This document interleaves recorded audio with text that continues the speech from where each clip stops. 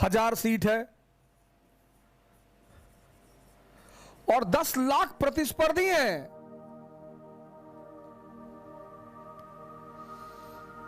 अब सोच लो, तो पहला काम कि जिस दिन से आप तैयारी शुरू करें, एक डायरी बनाएं और अपने आप को योद्धा घोषित करें। यह पहला काम करें कि आज से मेरा युद्ध शुरू हो गया। तो जब युद्ध शुरू हो गया तो योद्धा की तरह बिहेव करें।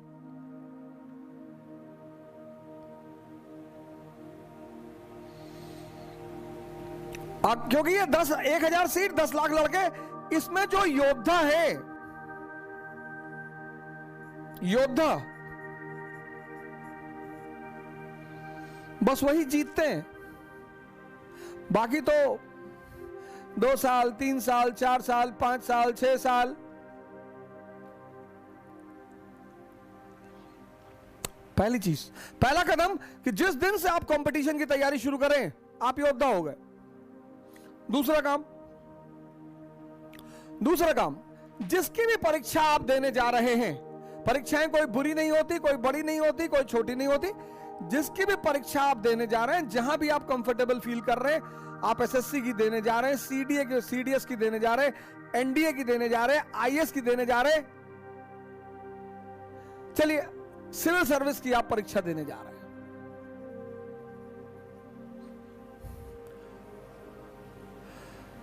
तो बाबर की तरह कदम उठाइए, राणा सांगा की तरह नहीं। बहादुर दोनों है, और बाबर तो अपनी जीवनी में कहता है कि मैंने राणा सांगा जैसा बहादुर नहीं देखा। और अगर बाबर कह रहा है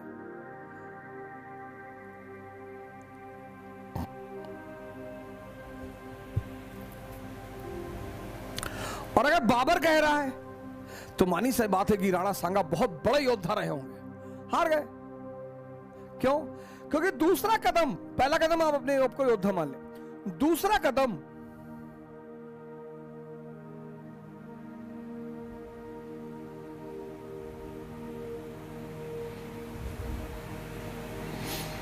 युद्ध की जो संरचना है, स्ट्रक्चर एंड पैटर्न, जो इस प्रतिस्पर्धा, इस कंपटीशन का जो स्ट्रक्चर और पैटर्न है, उसको पूरी तरह समझ लें। मैं आपको बताऊं, मुझे तो खैर भगवान की जो मर्जी रही,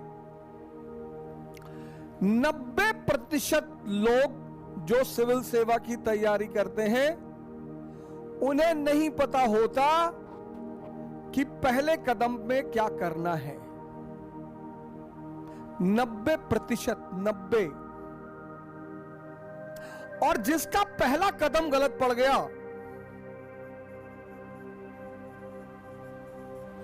उसके जीतने की संभावना वहीं खत्म हो गई। फिनिश, खत्म। कोचिंग महत्वपूर्ण नहीं है, पहला कदम कोचिंग महत्वपूर्ण नहीं है।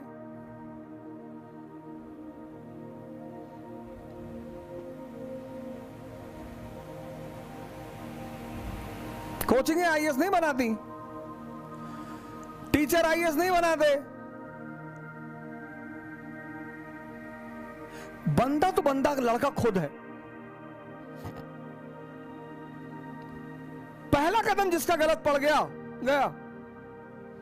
मुखर्जी नगर, नेहरू विहार, राजेंद्र नगर पड़े हैं लड़के। और इलाहाबाद तो खैर ऋषि मुनियों की जगह है। कितनी मेहनत कर रहे हैं लोग, लेकिन मजदूरों वाली मेहनत कर रहे हैं, मजदूरों वाली।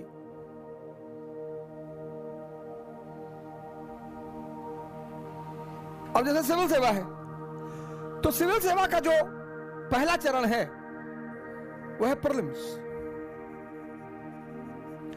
और दूसरा चरण है मेंस।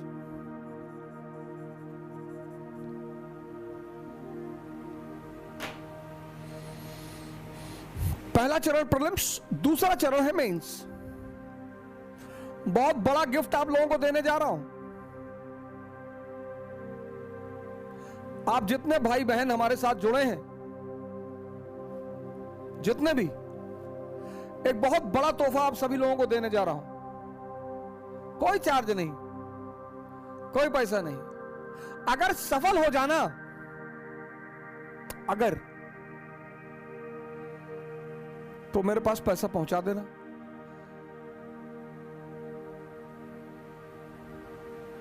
लेकिन करोड़ रुपए से नीचे लेके मत आना, नहीं तो मारकर भगा देंगे। और भिखमंगों वाली आदत मत क्या करो, ये फ्री दे दो, वो फ्री दे दो, ये मांगना छोड़ दो। हम भैया बहुत गरीब हैं, चेतना रखे हो अंदर, भगवान तुम्हारे अंदर बैठा हुआ और गरीब हो। तुम्हें किसी से कोई चीज लेना है और पैसा नहीं देना, उससे बोलो। उससे बहुत सारे लोग हमारे मैनेजमेंट टीम को फोन करते हैं, हम बहुत गरीब हैं, डबल 2-2 किडनी रखे हो, लग्जरी में जी रहे हो, करो गरीब हैं। कहो मेरे पास अभी पैसा नहीं है, ये कहो मिस्टर सो एंड सो, हाँ जी अभी हमारे पास पैसा नहीं है, एडमिशन लोगे? नहीं लेंगे, खत्म हो गई बात। 50 बार भीख मांगोगे ना तो मन की संरचना भिखमंगो जैसी हो जाएगी। अगर राजा बनना चाहते हो तो राजा का भाव भी रखो। सिकंदर ने जब पोरस को पकड़ा और पोरस सामने आया तो सिकंदर ने पूछा पोरस से कि तुम्हारे साथ क्या व्यवहार किया जाए। उसने कहा वही जो एक राजा दूसरे राजा के साथ करता है। और अकबर ने जब महमूद तृतीय को पकड़ा गुजरात में, 2 एग्जाम्पल देख लो। सिकंदर ने जब पोरस को पकड़ा, आया पोरस सिकंदर के सामने, सिकंदर ने कहा क्या किया जाए तुम्हारे साथ? बोला वही करो जो एक राजा दूसरे राजा के साथ करता है। इसको बोलते हैं एरिस्टोक्रेसी। हमारे साथ लोग हैं, किसी से मिलाने ले आते हैं, हमें बताते भैया भैया बहुत बड़े आदमी हैं। अच्छा किसी प्लेनेट के मालिक है? नहीं नहीं नहीं नहीं। अच्छा गैलेक्सी है? नहीं नहीं। अरे भैया, अरे 4-4 कार है, होगी कार। हमारे लिए हिंदुस्तान में 10-12 लोग अमीर हैं। सदगुरु, जिस दिन मिलूंगा पैर छू लूंगा। स्वामी करमवीर, महात्मा जी हैं स्वामी करमवीर, हम जब भी जाते हैं उनके चरणों में लेट जाते हैं। पैसा होना, सत्ता होना, पद होना ये अमीरी थोड़ी है। पंडित रविशंकर,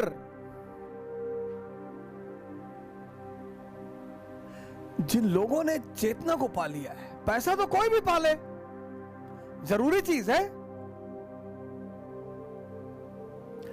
नहीं बात करेंगे कोई बात नहीं, नहीं एंटरटेन करेंगे कोई बात नहीं, किसी से अनावश्यक मिलने मत जाओ। किसी के काम के होके उससे मिलने जाओ। किसी के काम के हो जाओगे ना तो तुमको तुरंत एंटरटेन करेगा, और बिना उसके काम के उससे मिलने जाओगे पहले तो मिलेगा नहीं, और अगर मिलेगा, बहुत लोग हमसे मिलते हैं, अरे भैया वो डीएम साहब से मिला दो। क्यों? डीएम है बेचारा, अपना काम कर रहा है, सरकारी मुलाजिम है, उसके पास टाइम है सबसे मिलने के लिए। अरे नहीं, मैंने सुना है कि आपकी कोचिंग में, हाँ पढ़े होंगे।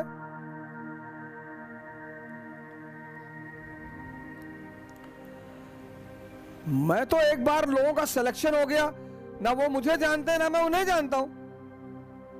किसी ने मुझे पहचान लिया कि अरे आपने मुझे वहां पढ़ाया था, वो उसकी महिमा है, वो उसका बड़प्पन है, वो उसका बड़प्पन है। किसी ने पहचान लिया, किसी ने फोन कर दिया, अवध ओझा कैसे हो? बढ़िया है भैया। कलेक्टर बोल रहे हैं वहां के, जी जी भैया बहुत अच्छा भैया। तुम यार डिग्निटी पैदा ही नहीं करते अपने अंदर और राजा बनना चाहते हो। इसका मतलब ये नहीं आप किसी के साथ बदतमीजी करें, लेकिन अपनी डिग्निटी तो पैदा, अपने को भी कुछ समझो यार।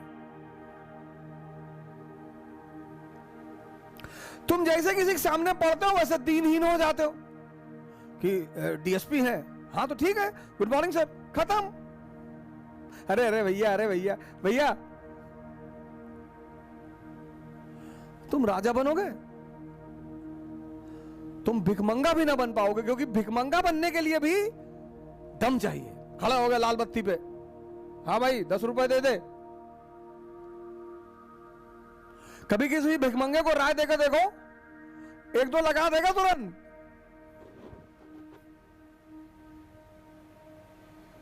राजा से कम ऐठन भिखमंगे में नहीं होती।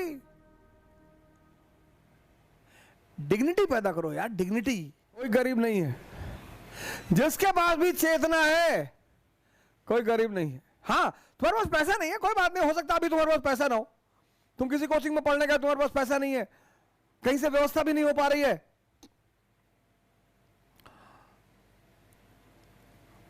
अब भाई बड़ी बड़ी कोचिंगें रन कर रही है, उनका इंफ्रास्ट्रक्चर, उनका करोड़ रुपए महीने का खर्चा है, तो वो ऐसा तो कर नहीं सकती हर आदमी से पैसा ना ले। तो आपके जो इर्द गिर्द लोग हैं, रिश्तेदार हैं, दोस्त हैं, नात बात है, उनसे कह दो कि भैया पैसा दे दो, एक कंपनी का शेयर लेने जा रहे हैं, रिटर्न हो गया तो दे देंगे। इसी बहाने पता तो चल जाएगा कितने लोग आपके साथ हैं।